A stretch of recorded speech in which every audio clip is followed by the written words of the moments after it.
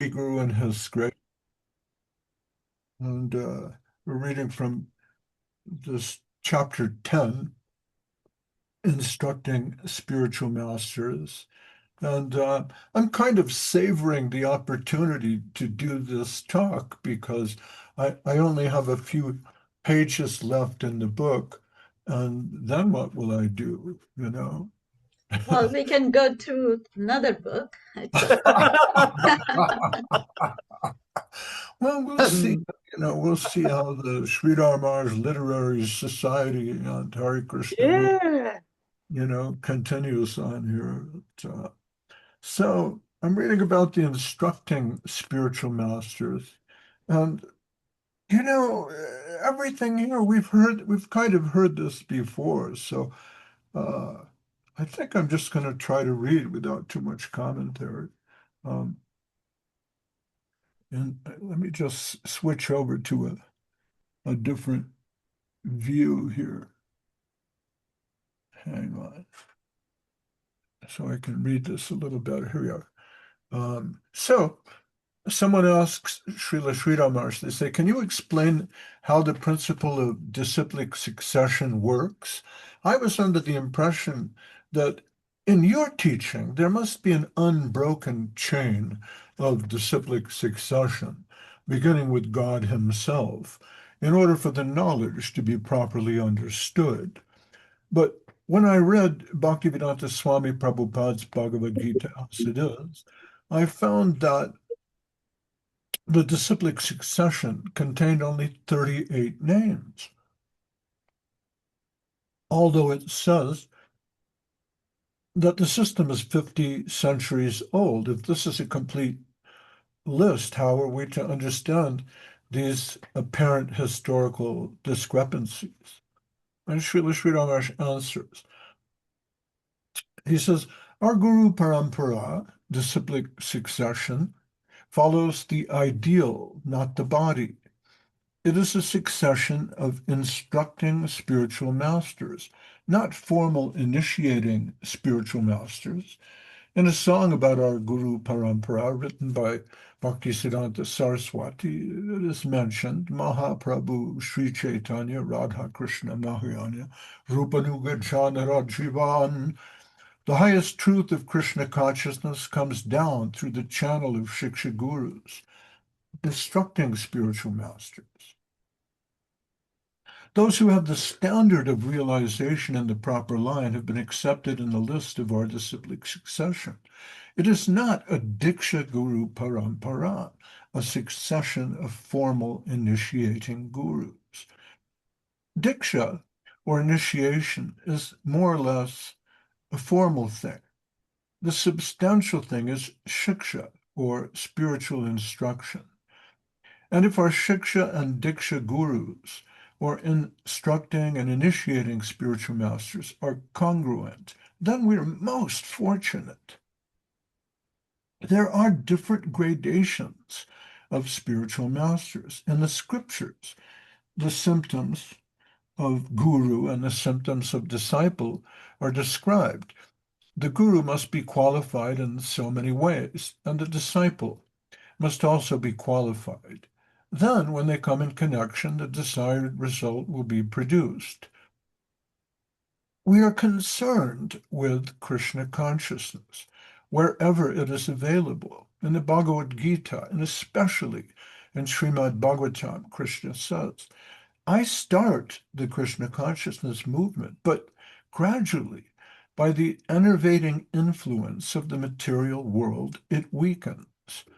When I find that it has diminished considerably, I return and begin a fresh movement. Again, when I find that it is becoming degraded by the adverse influence of the environment, I send one of my representatives to clear the path and give some fresh energy, invest some fresh capital in my Krishna consciousness movement. What is Krishna consciousness? We must examine the standard of knowledge. The guru should try to impart to his disciple the capacity of reading what Krishna consciousness really is.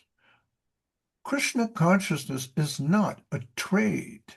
It is not anyone's monopoly.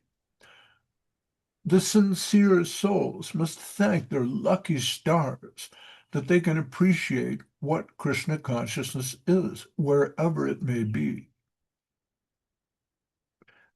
Another devotee, how are we to understand that in the history of our disciplic succession, it appears that there are gaps where there was no initiating guru present to formally accept disciples? This is the same question. It's phrased a little bit differently. And Srila Sridhar Maharaj's answer is also a slight variation on what he just said. Srila Sridhar Maharaj, he says, we're not concerned with a material connection. The mediator is not this flesh and body, as we generally think. In studying the development of scientific thought, we may connect Newton to Einstein, leaving aside many unimportant scientists. We may trace the development of science from Galileo to Newton and then to Einstein, neglecting the middle points. If their contributions are taken into account, then the whole thing is taken into account and lesser scientists may be omitted. When a long distance is to be surveyed, the nearest posts may be neglected. Between one planet and another, the unit of measurement is the light year. Distance is calculated in light years and not from mile to mile or meter to meter. In the disciplic succession, only the great stalwarts in our line are considered important. And so here in the book, the subtitle was given Spiritual Light Years, which is a considerably interesting concept. We're not measuring in terms of inches or centimeters or even meters or miles. We're measuring in light years, the important distances. So in this disciplic succession, only the great stalwarts in our line are considered important. Devotee, they keep coming back to the same question. There was one question still in my mind on Guru Parampara, which was not clarified. Between Baladev Vidyabhushan and Jagannath Das Babaji is a gap of almost 100 years. How is it that between the two of them, no one is listed in our Guru Parampara? And of course, it may be argued that this line is firmly established by Srila Bhaktisiddhanta Saraswati Thakur, especially in the Bengali song that he's just quoted. So the person responsible for making this sort of consideration or developing this criterion is Bhaktisiddhanta Saraswati Thakur himself. So why does Saraswati Thakur omit some initiating gurus between Baladev Vidyabhushan and Jagannath Das Babaji is kind of the question here. But Srila Sridhar Maharaj returns to his point. He says, we have to forget material considerations when we consider the spiritual line. Here in this plane, the spiritual current is always being disturbed and interrupted by material obstructions. Whenever truth is interrupted by a material flow and becomes mixed or tampered with, Krishna appears to again reinstate the truth in its former position of purity. Yada yada hi dharmasya glanir bhavati bharata. That attempt is always being made by the Lord and his devotees. So the flow of spiritual truth is a living thing, not a dead thing. So we're not so much concerned with, this is me commenting, we're not so much concerned then with what names have been inscribed in stone on the walls of what temple where, because obviously between Baladev Vidyabhushan and Jagannath Das Babaji, there were hundreds and hundreds and hundreds of different disciple-guru relationships and sincere Vaishnavas trying to continue the line. That we have picked out those particular individuals in history to honor has to do more with their great spiritual contribution. Baladev Vidyabhushan Jagannath Das Babaji. Jagannath Das Babaji Maharaj is the guru of Bhaktivinoda Thakur. So he's honored as the spiritual guide of Srila Bhaktivinoda Thakur, in a very real sense, establishes the modern Krishna consciousness movement. And so all the different personalities who may have come and gone between Baladev Vidyabhushan, they didn't necessarily make it to the Vaishnava Hall of Fame. Srila Sri Rama says the flow of spiritual truth is a living thing, not a dead thing. The vigilant eye of the Lord is always over our heads, and whenever it is necessary to keep the current pure and flowing in full force, help descends from above. Krishna says to Arjuna, what I say to you today, I spoke to Vivasva, the sun god, many, many years ago. Now, by the influence of material conception, that very truth has become contaminated. So again, I say the same thing to you. Here in the material world, the material consideration is always tampering with the spiritual current. The purity of truth is always being disturbed. So sometimes Krishna has to come himself. And sometimes he sends his personal representative to again reestablish the truth in its former and pure state. When the truth is sufficiently covered, disturbed, and mutilated, wow, covered, disturbed, and mutilated by the influence of Maya, the illusory energy, then an attempt is made by the devotees of the Lord or by the Lord himself to rejuvenate it and return it to the previous standard of purity. We cannot expect truth to continue here in this world of misunderstanding without any tampering or interruption. It is not possible. The intelligent will understand how to apply these principles practically. So Srila Sridhar Maharaj is answering this question by challenging us to apply the principles of sticking with the spiritual current, of being able to read where Krishna consciousness is alive. He says the intelligent will understand how to apply these principles practically. He's saying if you have developed Krishna consciousness, you will have the criterion to be able to understand the nature of Vaishnava history, which may often appear to be something like trivial pursuits. This is just some data or historical information that has no real bearing on us. No, there's a way to read this. There's a way to look inside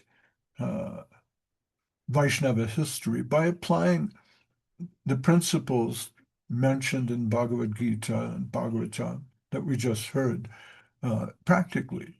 He says, when the truth is sufficiently covered, disturbed, and mutilated by the influence of Maya, attempt will be made by the devotees of the Lord or the Lord himself to rejuvenate it. So, in the inexorable flow of time, the ebb and flow of the divine current is sometimes more intense and less intense. Sometimes there's a big Vaishnava movement, uh, as happened during the time of Sri Chaitanya and again in the time of Sri Nityananda Prabhu a little later. And then another generation after that, Narottam Das Thakur, Srinivasacharya, Shyamananda Prabhu, generated tremendous renaissance of Krishna conscious Vaishnavism in Bengal.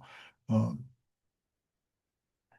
but then by the influence of Maya, you know, the truth becomes covered, disturbed, mutilated, the flow ebbs. Krishna consciousness can be suppressed either uh, by the devotees themselves who lose the thread, they lose the spark, they give up, or pressure from a materialistic society. In India, the part of Bengal where uh, Narottam Das Thakur preached, East Bengal, later became an enclave of Islamic influence and tradition because uh, that part of India is a especially fertile land, the delta of the Ganges, and there was some kind of a diaspora of Muslims who moved from the Delhi area, the Delhi Sultanate, into the delta of the Ganges to cultivate that land. And it was encouraged by the Muslim kings and emperors, the Shahs. Take as much land as you like. And so Vaishnavism in East Bengal got stamped out. Uh, Even today, there's tension between the Muslim community there in Bangladesh and what few Hindus and Vaishnavas are left. So it's not only uh, just the influence of Maya, the illusory energy, devotees leaving the movement, giving up, the spark being extinguished, the thread being lost. Uh, it's not simply our own inability to see through to divinity, but the influence of materialism, exploitation, uh, political pressures. And so it, over the long range of history, uh, perhaps at a given moment in time, only a few true Vaishnavas are sticking to the path, and perhaps their names were not necessarily carved into stone. Srila Sri Ramakrishna used to like to quote this one poem uh, from Thomas Gray called Elegy in a Country Churchyard, uh, where he says, uh,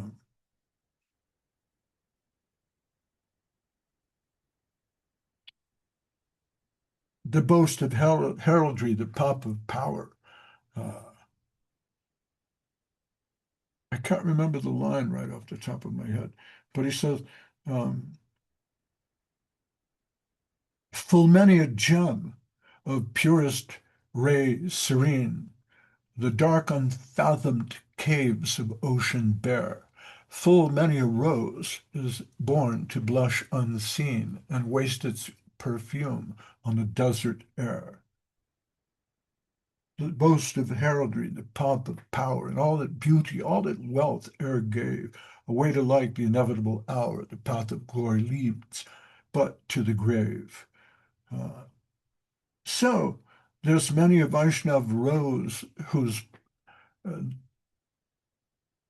perfumed existence was wasted on the desert uh, plains of material existence. Their names may not have been remembered. So Srila Sri Rama said, the intelligent will understand how to apply these principles practically. Suppose we're writing a history. We will note the main figures in the history, set aside those who are not so qualified, and begin the dynasty in order of their importance. So, for example, if you want to try to understand uh, the fall of Constantinople, if you look at the line of Byzantine kings, it's impossible to remember their names.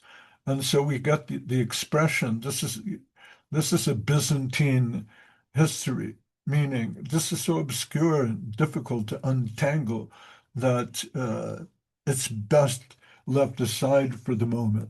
So Srila Sri Ramar says, suppose we're writing a history.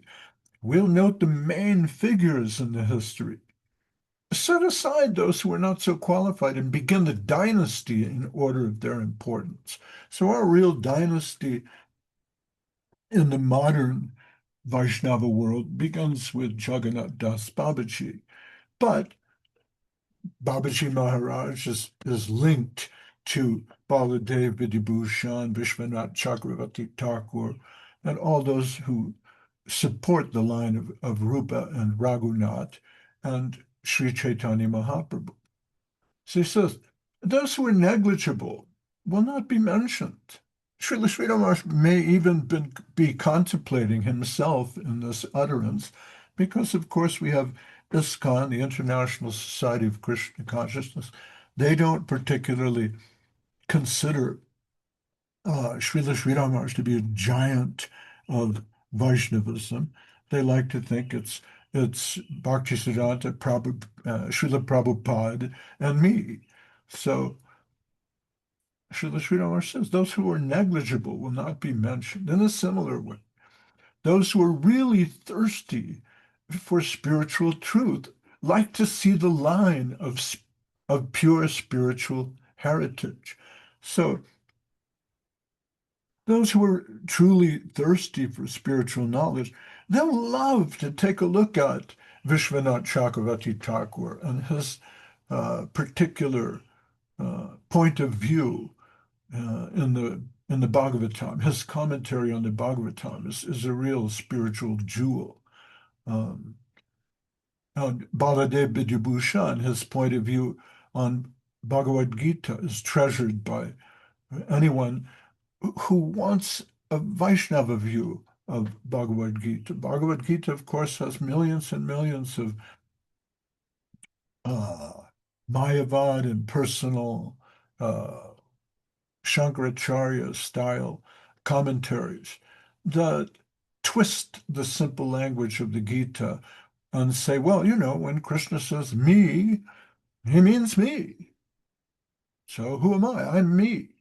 Krishna says me. I am me. You're also me. We're all me. And that's the Beatles put it, and we are all together.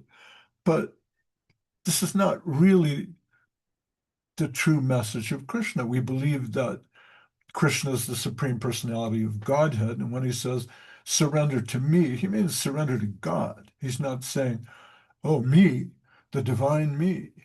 I am me. That makes sense. I am me. Krishna says it is me to whom we must surrender. So I have to surrender to me. This is not the view of Baladev Vidyabhushan. So we treasure him because he makes the meaning of Bhagavad Gita as it is very clear. Srila Sri Ramakrishna continues, the disciplic succession is not a bodily succession. So one might argue that, well, my father was a big guru, and therefore I need to succeed him as the big guru. It's only natural. No. In 8th canto of Bhagavatam, the guru to the demigods, Shukracharya, tells Bali Maharaj, you should not be honest with this dwarf representation of divinity. Clearly, he must be Vishnu himself. Vamanadev, he must be Vishnu himself. He asked you for a favor, and you said, I'll give you anything you want, but you can't do that. Go back on your word. And Bali Maharaj says, well, that would be lying, wouldn't it? Well, yeah, that would be lying to God. Well, that's all right. Why? Shukracharya says, well, according to the scriptures, it's all right to lie to a child. It's all right to lie to your wife. It's all right to lie to bring a woman under control for the purpose of seduction. Uh, it's in the Bhagavatam, but this is Shukracharya. So the word Shukra, it means semen. He's the seminal acharya of the bodily succession. So we're told, don't listen to him. Uh, Srila Sridhar Maharaj continues, the disciplic succession is not a bodily succession. Sometimes it is present and sometimes it is lost and only appears again after 2 or 3 generations, just as with Prahlad Maharaj. He was a great devotee, but his son was a demon. Then again, his grandson was a devotee. Srila Sridhar doesn't mention it here, but of course his father was Hiranyakashipu, who was the king of demons. So you have some satanic demon birthing the greatest devotee who ever walked the planet, Prahlad Maharaj. And then Prahlad Maharaj, he's the father to a demon. Uh, it has been said uh, that between a king and a pauper, there are 3 generations because the king creates a kingdom. He goes out and conquers, forms a nation. Then his son, the prince, uh, just gives it all away, spends it all. He's a profligate. And his son uh, inherits nothing and becomes a pauper. And then the grandson has to do it again. Prahlad Maharaj, she was a great devotee, but his son was a demon. And again, his grandson was a devotee. Even in the physical line, we see such interruptions. So we can look around in our own experience and we can see, well, who succeeds? Hmm? Who succeeds Bhaktivinoda Thakur? Who succeeds Bhaktisiddhanta? Who is the proper successor to A.C. Bhaktivedanta Swami Prabhupada? Who's the proper successor to Srila Sridhar Maharaj? Who succeeds, His Divine Grace Bhakti Sundar Govinda Dev Goswami Maharaj? Uh, In the spiritual line, we also see the channel of truth affected by the influence of Maya or misconception. So, and it comes back to the question of, well, why are some people getting admitted here? Did the line just disappear? He says, so the experts will seek out the important personages in the line. You might argue that the parampara is something like the Hall of Fame. He continues. Copernicus, Galileo, Newton, and Einstein. Suppose a scientist researches some truth. After a few generations, another scientist comes and takes up that thread and continues his research. Then after a few more generations, another comes and takes up that thread and goes on. If we are to understand the real channel through which the particular research is progressing, we will have to study the important thinkers who helped bring it out. We see that Copernicus has contributed something before Galileo began. Then Newton came. Then there may be a gap for some time. And from Newton, we find that Einstein took it up. In this way, there may be a gap, but still that thread is continued. An intelligent man or woman will see that it began with a particular person, and then it came to another, and then came here. That will be the proper line of research. So in the spiritual line, this also holds true. So you know, I can't personally stress enough the importance of understanding uh, profoundly this teaching. It means uh, we need to develop some criterion as Krishna conscious uh, humans to understand where is Krishna consciousness? How is it growing and moving? Is it here? Is it there? Just as you might with strawberries or anything else, you know, you can see, well, you go to the market to buy fruits or vegetables, and you'll see there's a lot of variety here. This fruit doesn't look too ripe. This fruit looks overripe. This fruit is not sweet. How do you choose a melon? If that's true for something so mundane as uh, or buying fruit or vegetables in the market, how much more so should it be uh, for our personal spiritual life? Some criterion must be cultivated.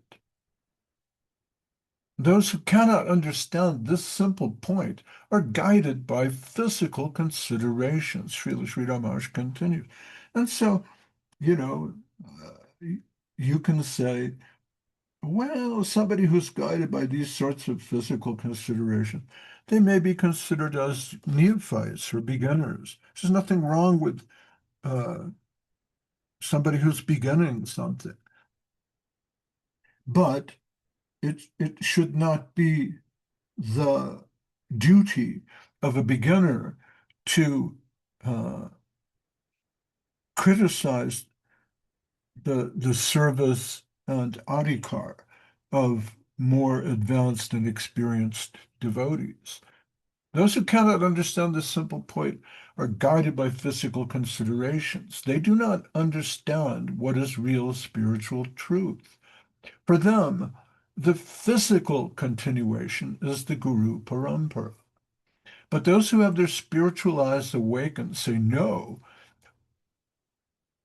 what was there in the first acharya is not found in the second or the third. But again, we find the same standard of purity in the fourth acharya. The Gaudiya Sampradaya of Mahaprabhu is one, and whoever contributes to that real line will be accepted. Srila Baladev Vidyabhushan's contribution to the Sampradaya is no less important than that of the other great stalwarts in the line.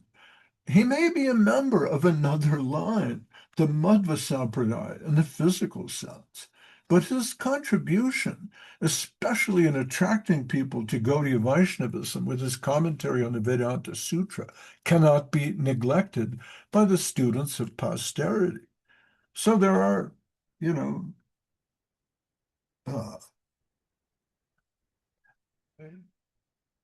leaving aside the reading, uh, there are those who may argue that either one, we must reject Baladev Vidyabhushan. He's not really truly in the line, and therefore cannot be accepted.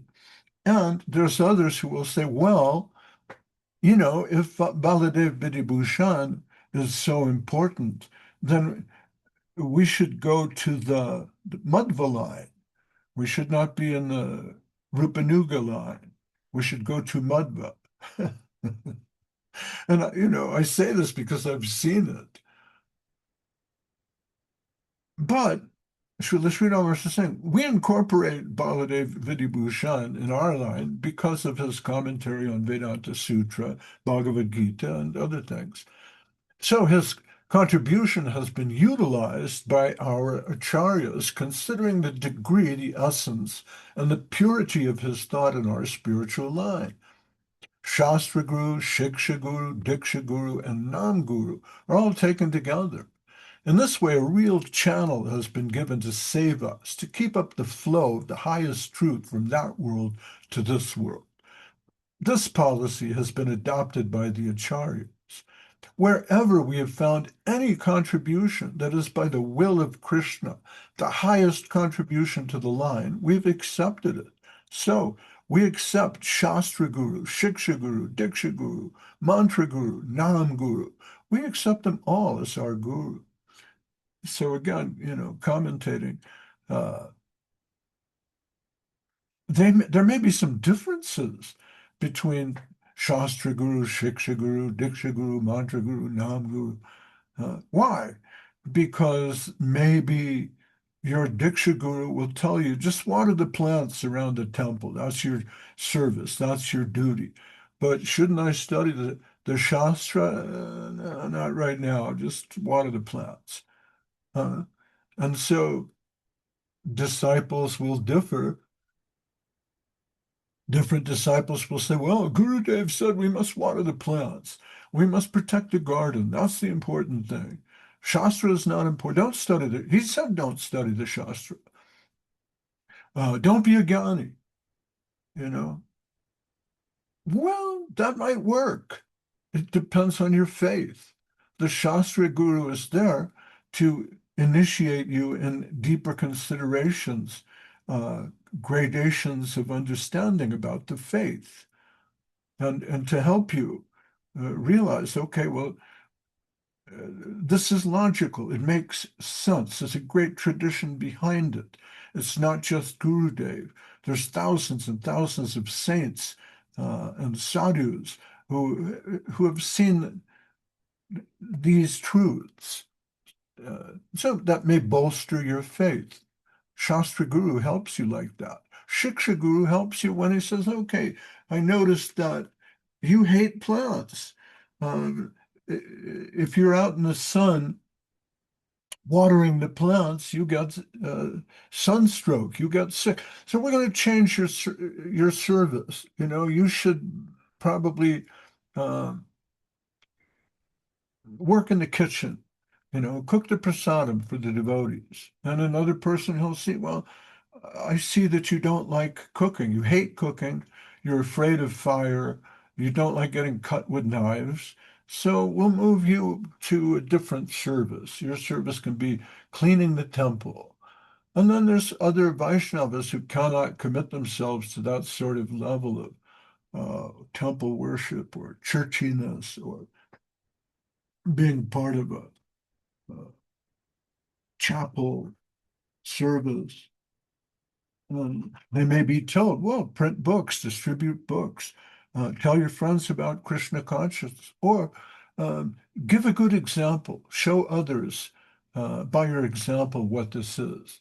And there may be others who cannot preach at all, uh, but they have an intense internal devotion. All right, cultivate that. So um, the shiksha or instructing guru is someone who can develop a practical, ethical attitude uh, towards your life. What's good karma? What's bad karma? What's karma? What should I do? So the Shiksha Guru can help you with that. The Mantra Guru teaches you the intricacy of the mantra. They may all be the same person, but they may be different. So Srila Sri Ramanuja continues, we accept them all as our Guru. We give respect to Ramanuja, who is the head of another school of Vaishnavas. Okay, so we have some distinct attitudes that are not equal to the Ramanuj Sampradaya, but we show him great respect because he's the head of a school of Vaishnavas.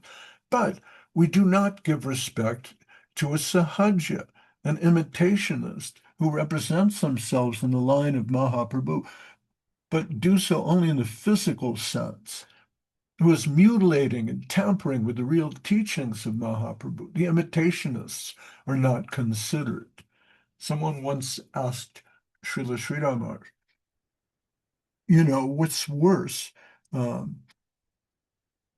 Mayavadi or a Sahaja, or someone who denies the existence of God, or someone who imitates true devotion. And Srila Srinivas said, well, what's worth uh, a thief or a pauper? Someone who has nothing, or a gangster who steals. So the Sahajas, they're trying to steal. They say, oh, well, ecstasy looks like this. I'll show you ecstasy. Look, this is Krishna conscious ecstasy. See, I'm a gopi. No, not so fast. Although Srila Sridhar says the imitations are not considered. Although in a physical sense, they may look like they're in the line of Mahaprabhu and Rupa and Sanatan. When we go to judge the very spirit of the line, we see that they're nowhere. Their connection with Mahaprabhu is only a physical imitation. On the other hand, we find that Ramanuja has made a substantial contribution to Vaishnavism. Madhvacharya has given a sufficient contribution to Vaishnavism, and Nimbarka has also made his contribution. So we accept them according to our necessity. So this is a little complicated to work out. Sometimes what would be the difference between why do we accept Ramanuja and why does he say, well, Madhva is sufficient? Uh, the thing with Madhvacharya is he promotes an extreme dualism. His, his thing is called Dvaita Dvaitavad, which means absolute duality. So there's an absolute distinction between God and the soul, between material nature and the soul, and between the soul and material nature. At no time do we admit oneness between the soul and God. At no time do we admit oneness between the soul and material nature. At no time do we admit oneness between material nature and God. Uh, whereas Sri Chaitanya Mahaprabhu's point of view on Vedanta and oneness and distinction, it's more subtle. He says there may be some areas of uh, oneness. So he says, but it's a chintya. And Ramanuj points out that there's oneness and distinction, but the distinction is a question of quality, just as the sun is energetic and sunlight has the qualities of the sun, but sunlight and sun are distinct. Uh, a certain amount of sunlight is necessary. It's good. We need solar energy. We need the vitamins we get from solar energy. But ultraviolet radiation can cause a sunburn, and too much ultraviolet radiation can actually kill you. So you can't fly into the sun. So sunlight and sun are similar in nature, in quality, but there's a distinction. Not That's called Vishishta Dvaitavad, and that comes from Ramanuja. So Sri Chaitanya Mahaprabhu, he likes another Acharya Nimbarka, who's a bit obscure, and he tries to harmonize the idea of oneness and duality in the sense that the jiva soul is a particle of absolute divinity, but not absolute in itself. So we're not one with God absolutely, but there is some oneness.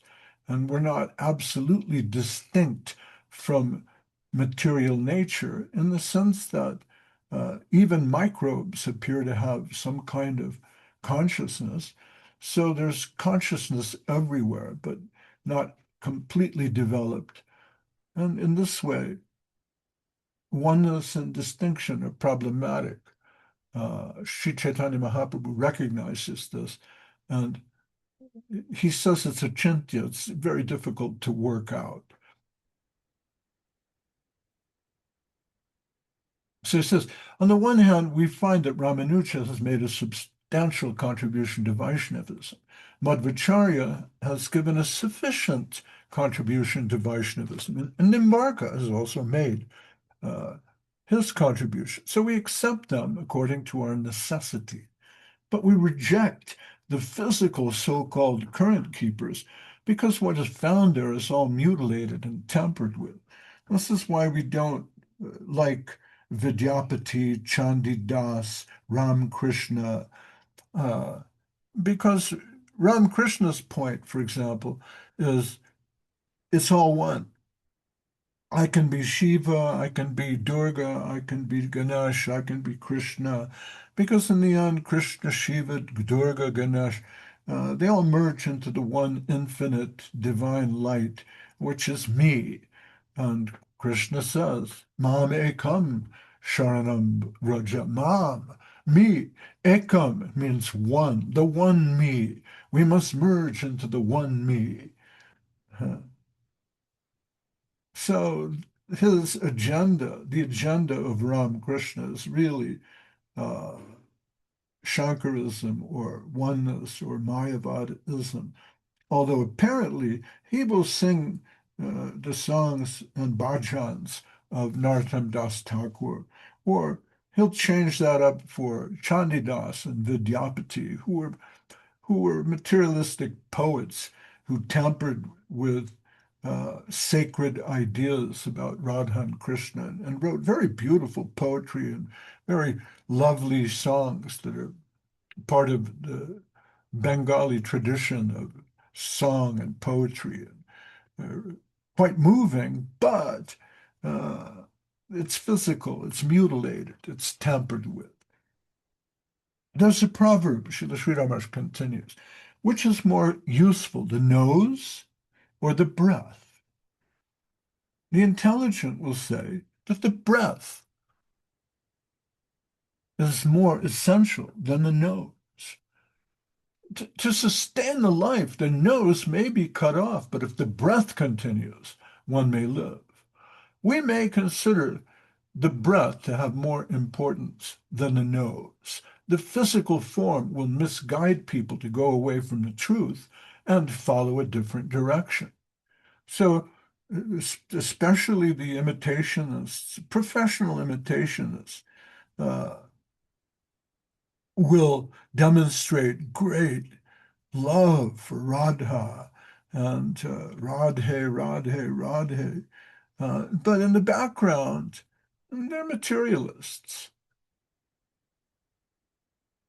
They maintain a certain amount of the physical form, but they're really following a different direction. So Srila Sri Ramakrishna is wrapping up his argument here. He says, we don't consider the body connection important in the acharyaship. It is a spiritual current and not a body current. The disciple of a true devotee may even be a non-devotee. We admit that because we see it, and the Lord himself says, Sakalanekam hata yogo nashta parantapa. The current is damaged by the influence of this material world. In the line, some are affected, some go astray, and some may even become non-devotees. Then we have seen, again, commenting on it, personally, we have seen, in my practical experience, I've seen uh, devotees who are apparently great souls with intense dedication, create a mission, and then get involved in administering the mission and managing it, where money comes in, and then cars and computers and properties and land get involved.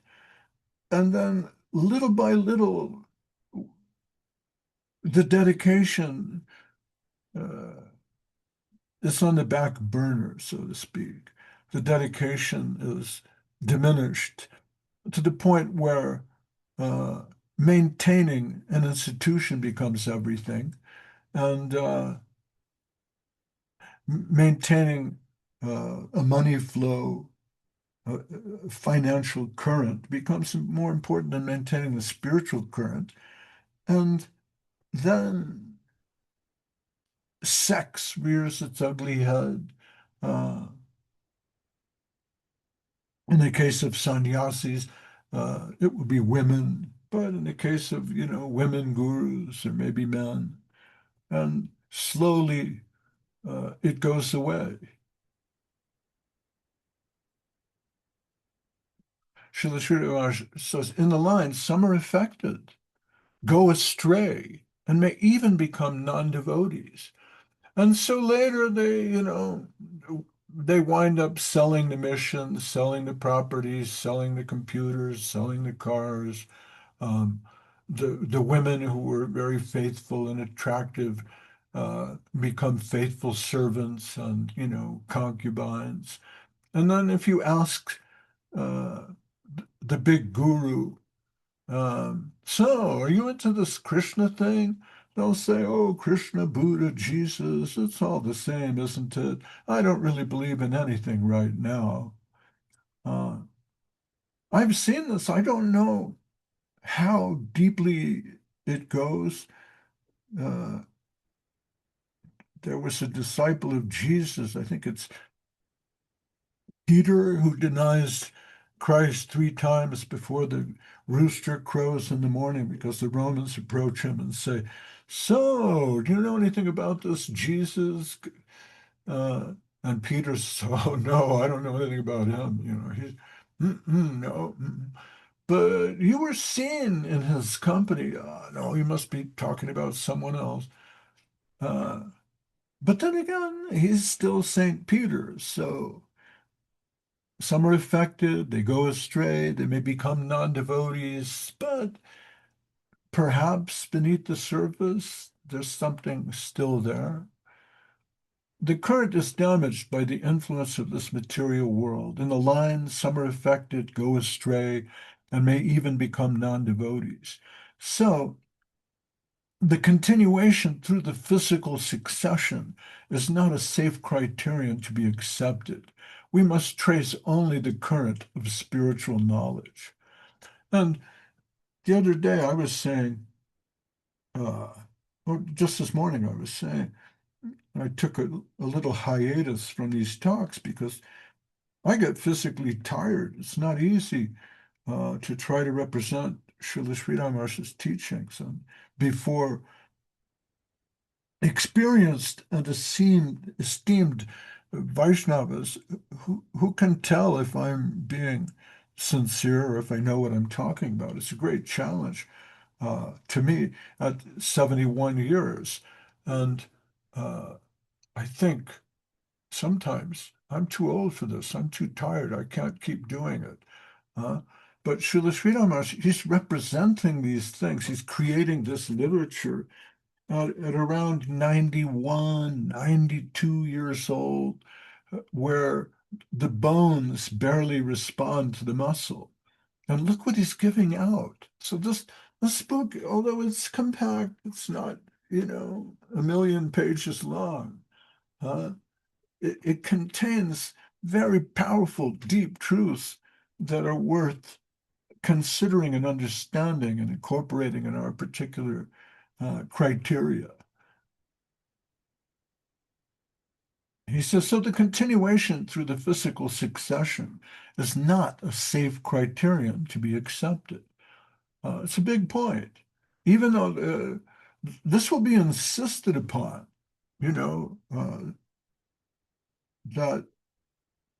Guru Dev built that building over there, and up there on the building is his name and the names of the man who served him his pakoras in the morning, the one who made his sabji. There it is.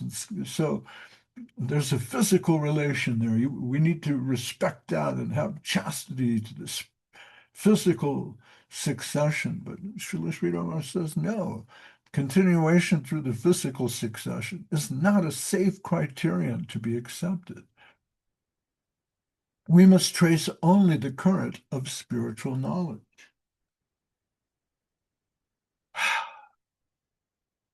Wherever we can get that, we must accept it, even if it comes from the Ramanuja, Madhva, or Nimbarka Sampradaya. As much as we get from them substantially, we accept. And we reject the so-called followers of our own tradition if they are mere imitationists. The son of a political leader may not be a political leader.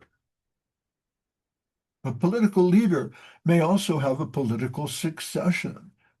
And his own son, although brought up in a favorable environment, may be rejected. A doctor's son may not be a doctor. In the disciplic order also, we admit the possibility that they may not all come up to the same standard. Those who do not should be rejected. And if the truth is found in a substantial way somewhere else, that should be accepted.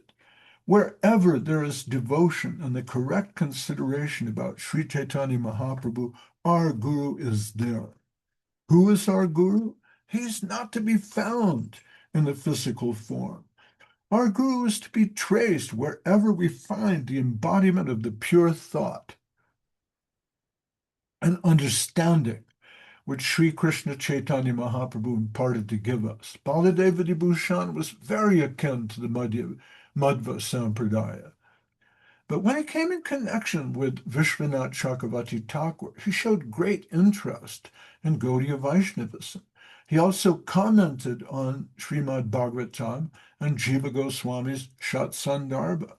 And that enlightened thought is a valuable contribution to our Sampradaya. We cannot dismiss him. He is our Guru. So remember, this passage began with the question being, well, why Baladev Vidibhushan Jagannath Das Babaji? So Srila Sridhar Maharaj is demonstrating some respect for Baladev Vidibhushan and pointing out why he's included. At the same time, if my own relatives do not give recognition to my Guru or to the service of Mahaprabhu, I must eliminate them. Srila Bhaktisiddhanta Saraswati Thakur Prabhupada has explained the Shiksha Guru Parampara in this way. So again, this entire explanation that we're discussing or that we have under the magnifying glass this morning, it's just really coming from Srila Bhaktisiddhanta Saraswati Thakur, who has really given us the modern Krishna consciousness movement. Wherever we find the extraordinary line of the flow of God and support for the same, we must bow down.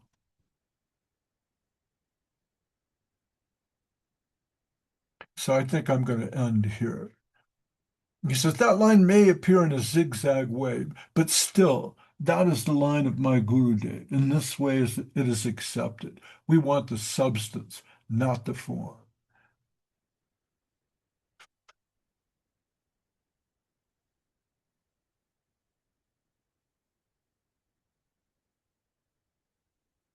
Well, I can't.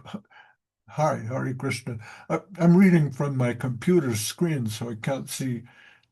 I like to see the reaction, when I'm reading to know if this is hitting home or not. But I can't because instead of reading from the book where I have my head down like this, I'm reading the screen. So, but wow, what a powerful, what a powerful statement, and it may be.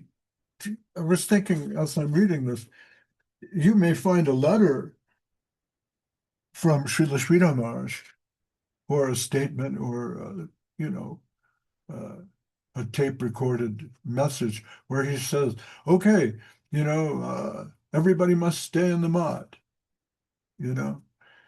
But when he's speaking philosophically before a group of sannyasis who are asking him, what are we supposed to do? How is this succession thing supposed to go? How do we understand the parampara? That's his version, and we printed that in a book. And that book was translated into Bengali in Srila Sridhar Maharaj's lifetime.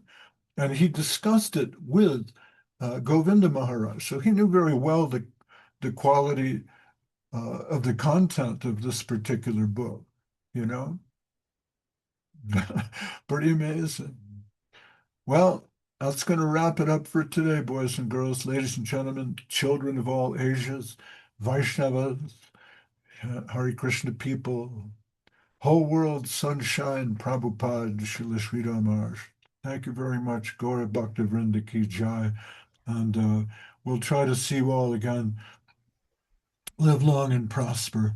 We'll try to see you all again next week if I have the strength, the power, and the energy. So shower me with your blessings and pray for my dark and hungry soul. And we'll see you all Yogi again next. Prabhu ki jai. Thank you, Mahayogi Prabhu. Thank Krishna, Ki Jai to all of you. Bye bye. Ki Jai and bye bye.